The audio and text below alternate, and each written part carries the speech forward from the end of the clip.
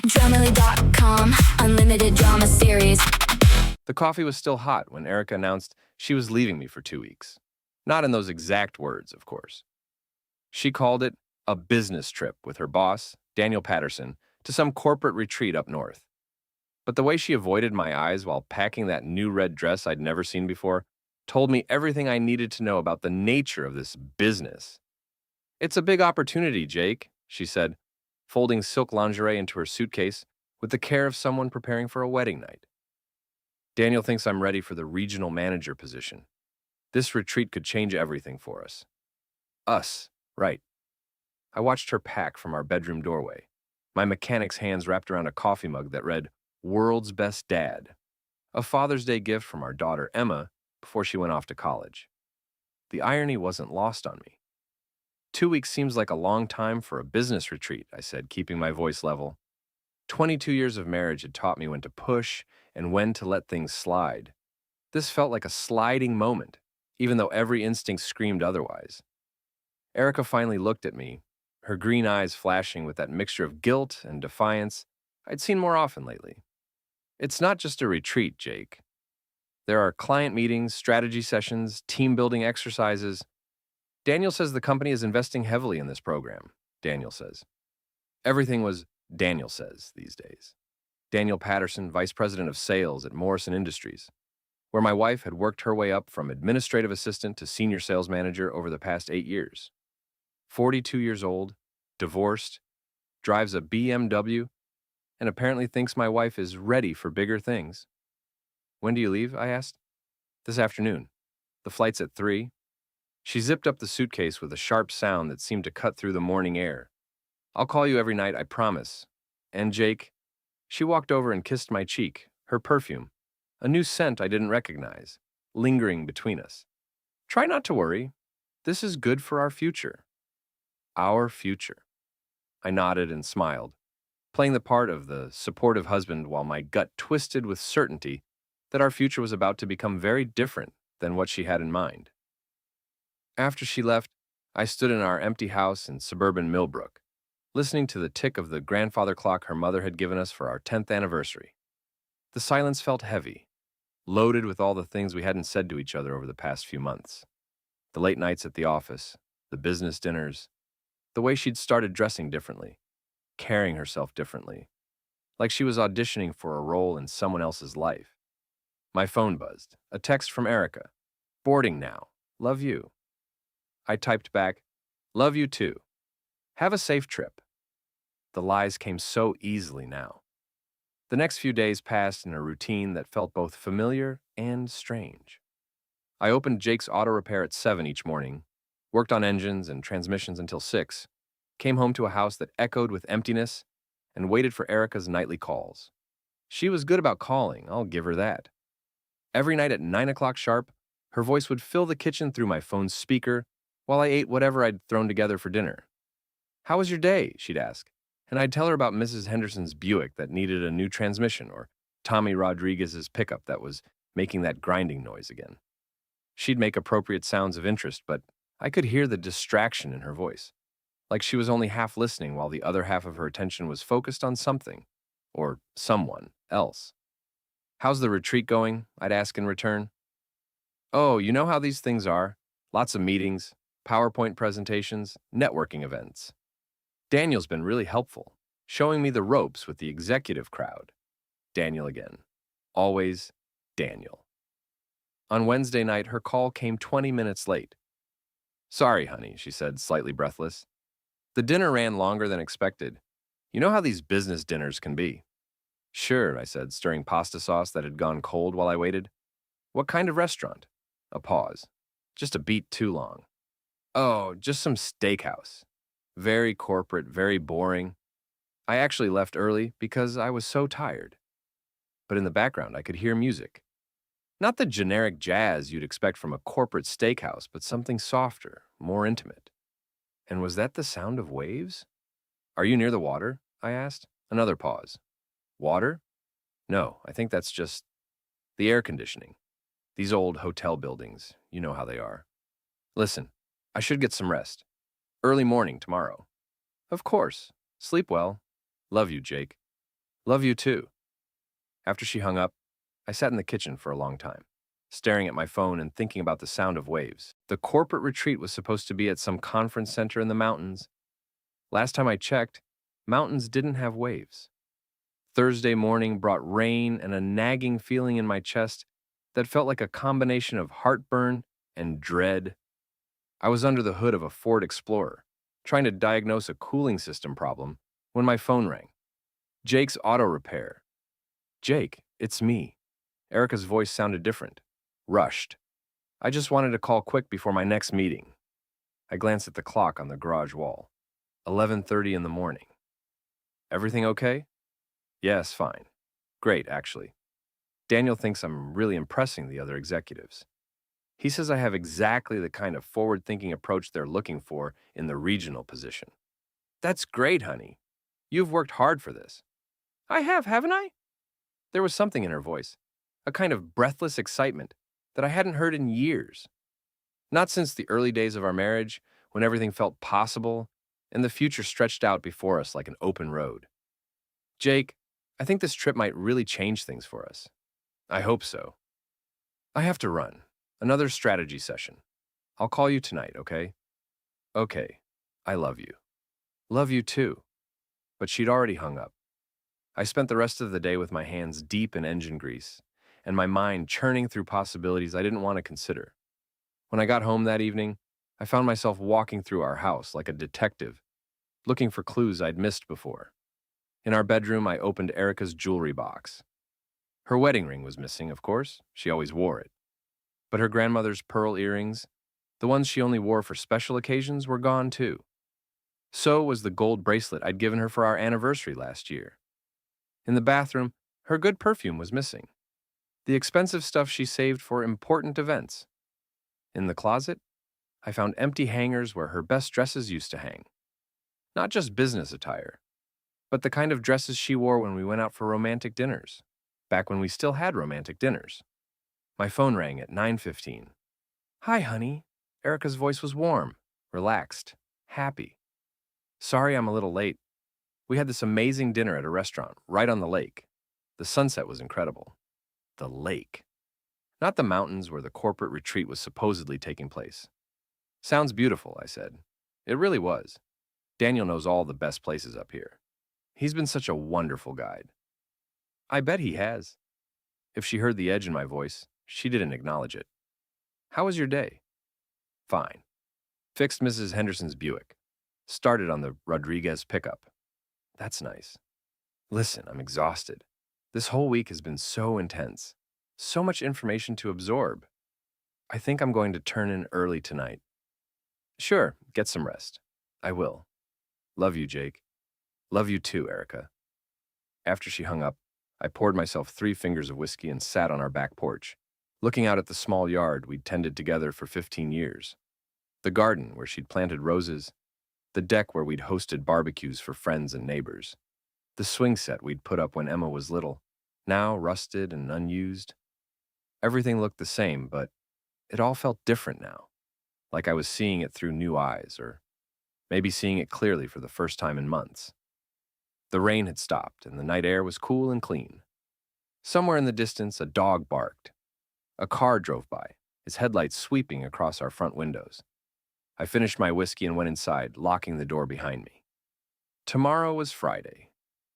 Day 5 of Erica's 2-week business trip. I had a feeling it was going to be an interesting day. Friday morning started like any other, except for the knot in my stomach that had taken up permanent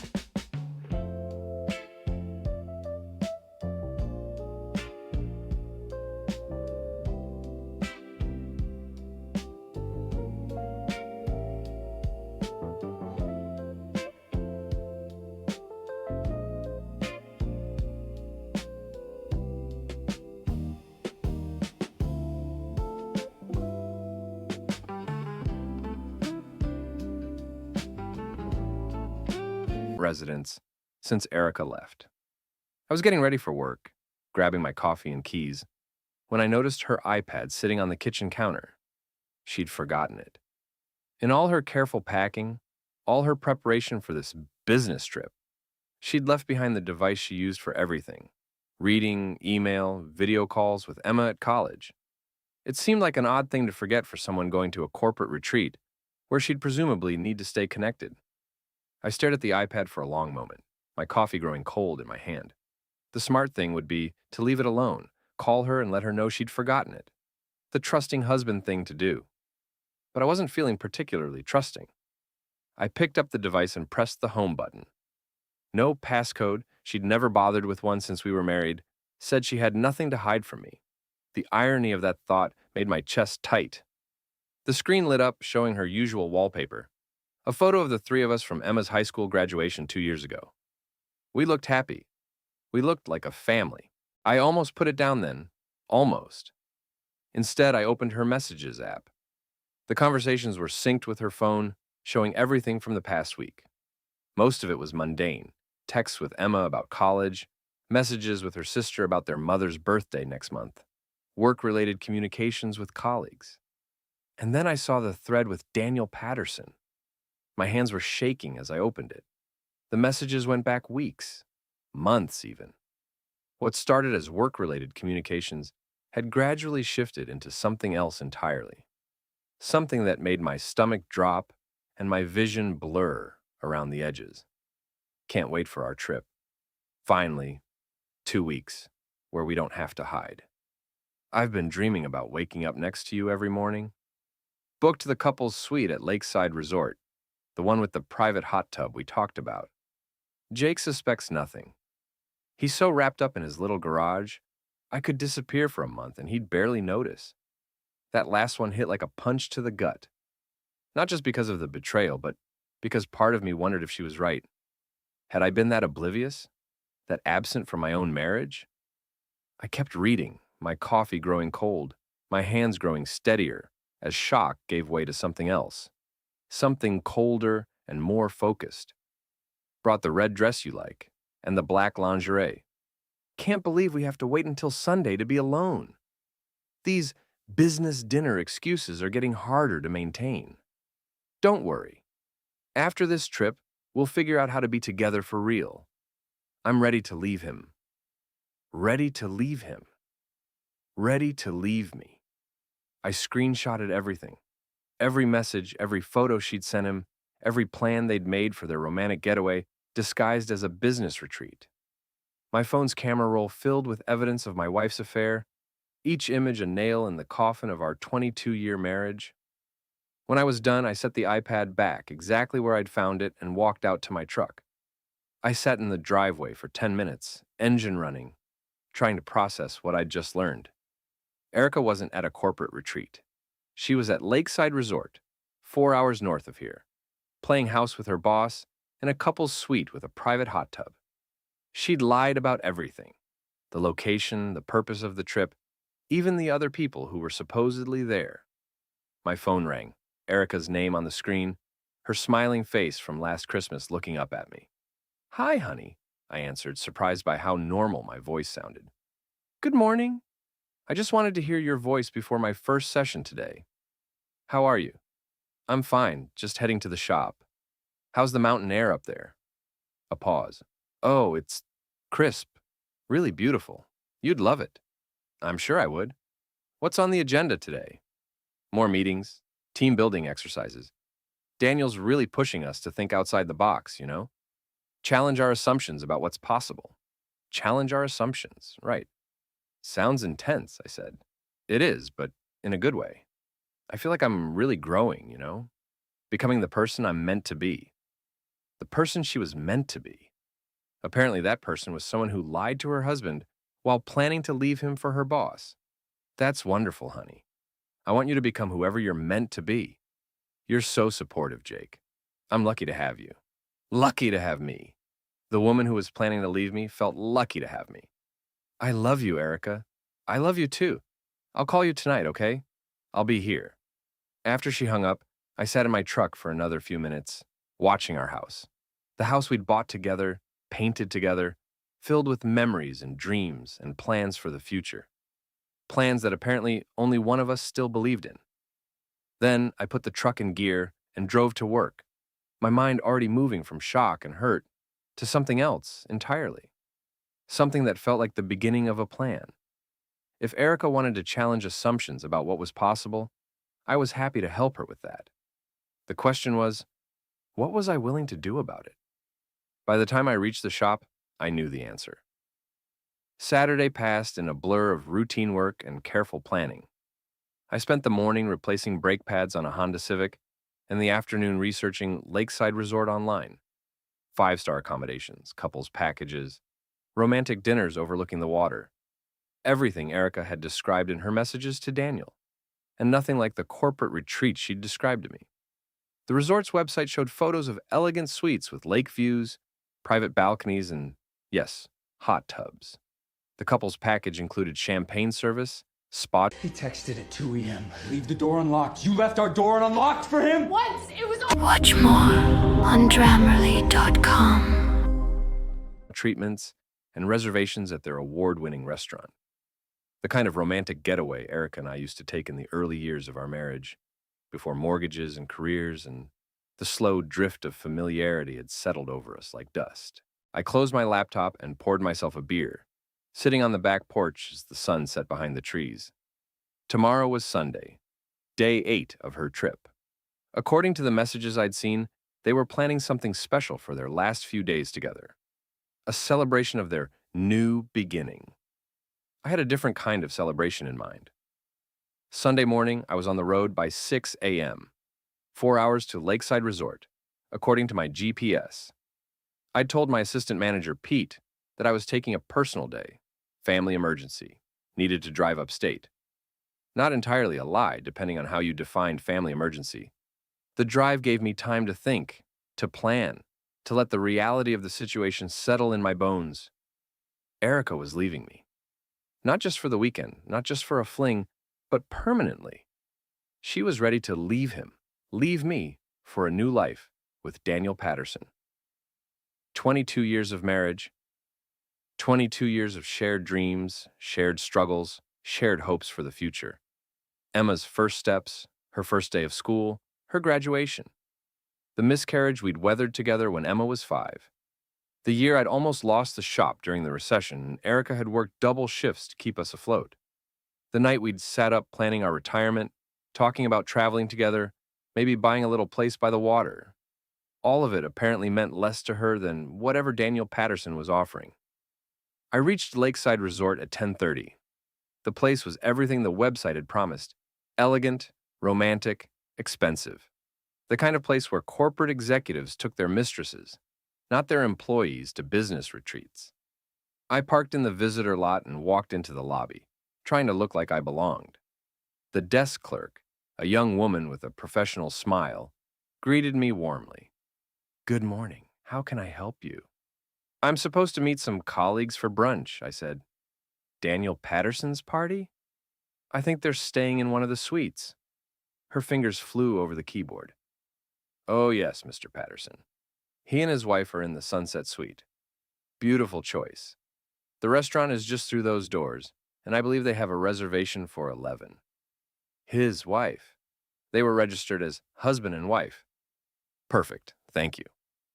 I found a seat in the restaurant with a clear view of the entrance and ordered coffee, my hands steady despite the adrenaline coursing through my system. At exactly 11 o'clock, they walked in. Erica looked radiant. That was the word that came to mind. Radiant in a way I hadn't seen in years. She was wearing the red dress, the one I'd never seen before, and her hair was styled differently. Softer, more romantic. She was laughing at something Daniel had said, her hand resting on his arm with casual intimacy. Daniel Patterson looked exactly like I'd expected. Tall, well-dressed, confident in the way of men who'd never had to work with their hands or worry about making payroll.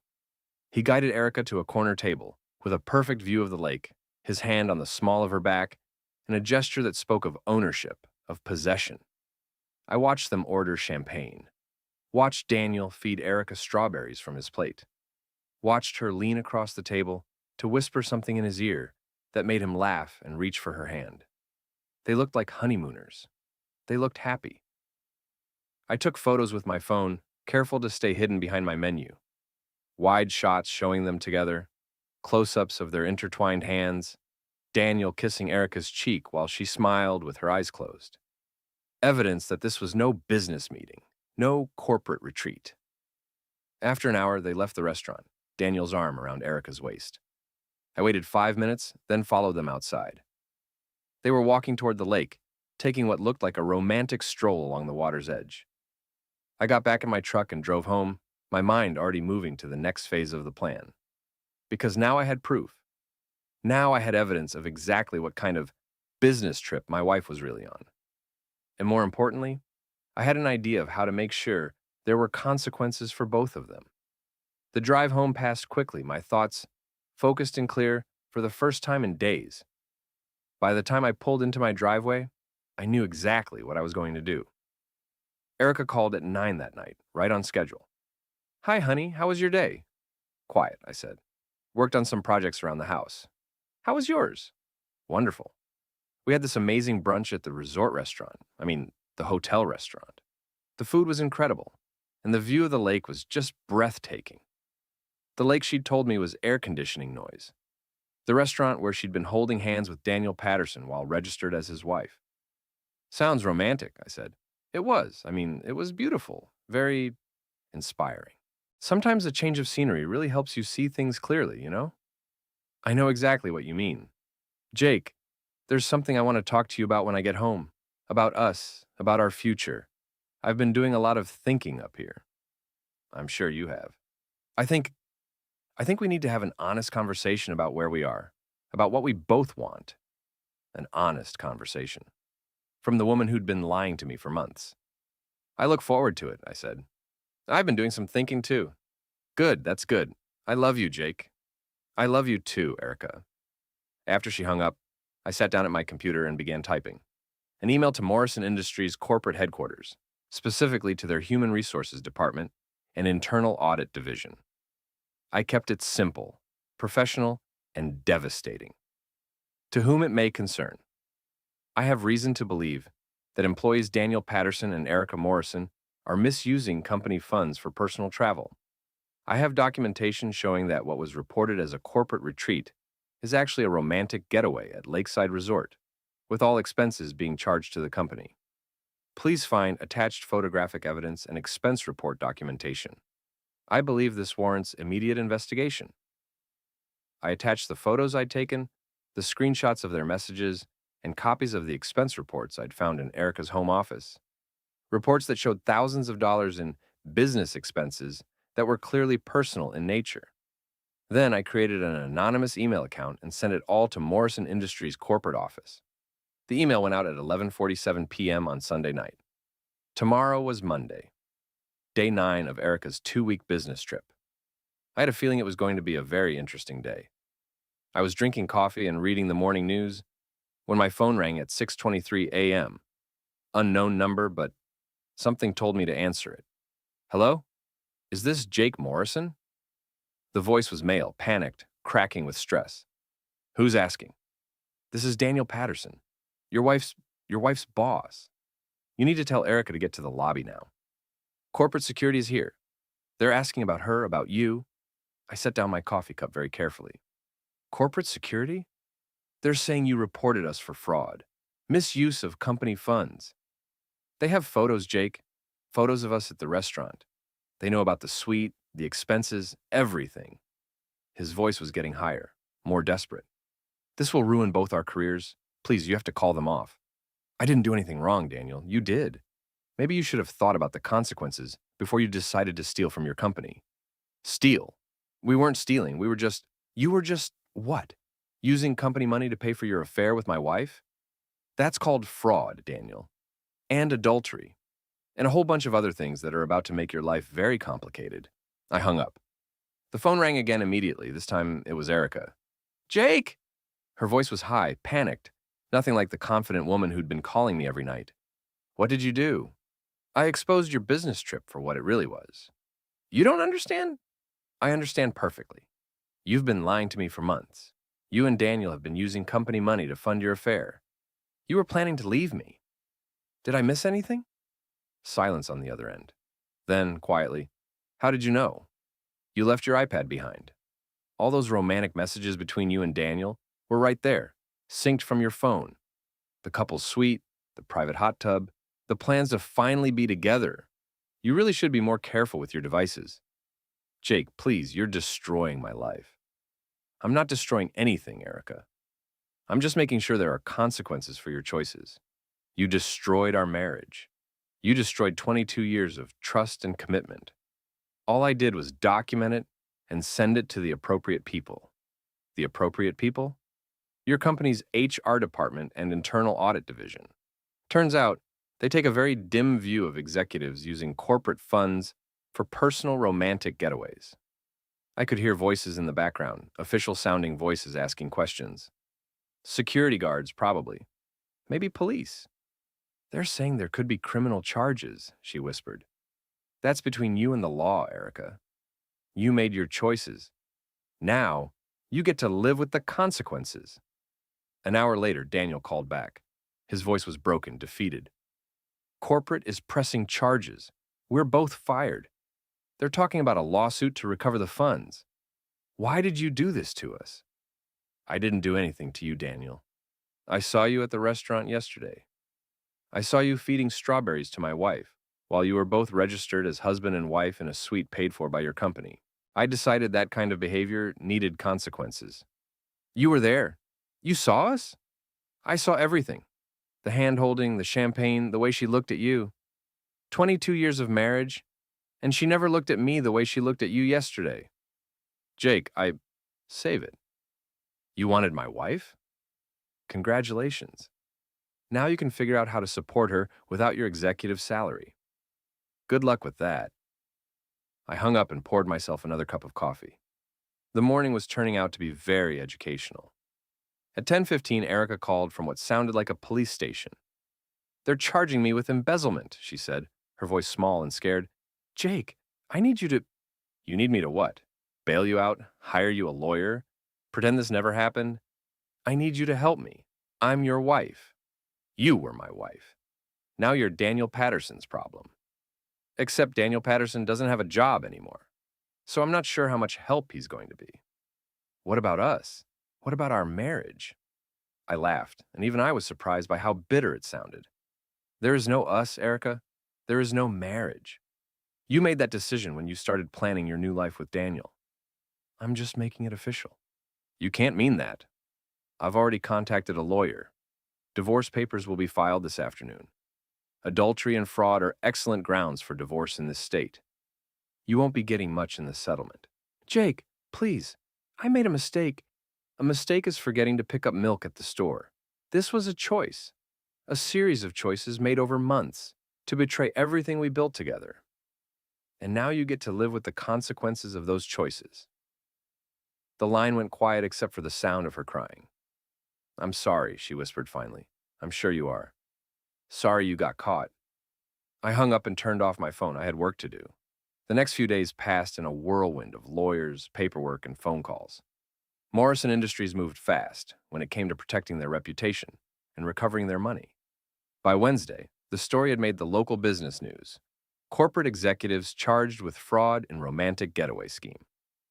Erica came home Thursday afternoon, escorted by a police officer who waited while she packed more of her belongings.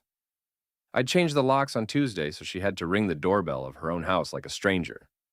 I watched from the living room window as she loaded suitcases into her car, her movements quick and furtive, like she was afraid the neighbors were watching. They probably were.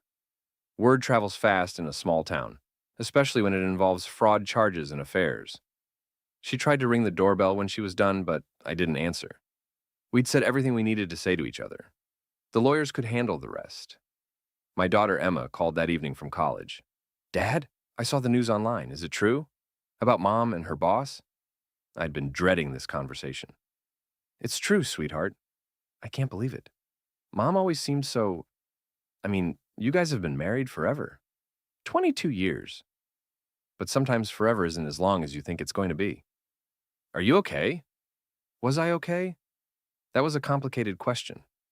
I was angry, hurt, betrayed, and oddly relieved all at the same time. The uncertainty was over. The wondering and suspecting and second-guessing myself. All of that was finished. Now, I knew exactly where I stood. I'm going to be fine, I told Emma. This isn't your fault, and it doesn't change how much I love you. I love you too, Dad. Do you want me to come home? No, honey, stay in school. Focus on your studies. I'll be here when you're ready to visit. After I hung up, I sat in the quiet house and tried to figure out what came next. The divorce would take a few months to finalize. The criminal case against Erica and Daniel would take longer. Morrison Industries was pursuing both criminal charges and a civil lawsuit to recover the money they'd spent on the business trip and other fraudulent expenses. According to my lawyer, Erica was looking at possible jail time and definitely at financial ruin. Her legal fees alone would be devastating, and if the company won their civil suit, which they almost certainly would, she'd be paying restitution for years. Daniel Patterson was in even worse shape.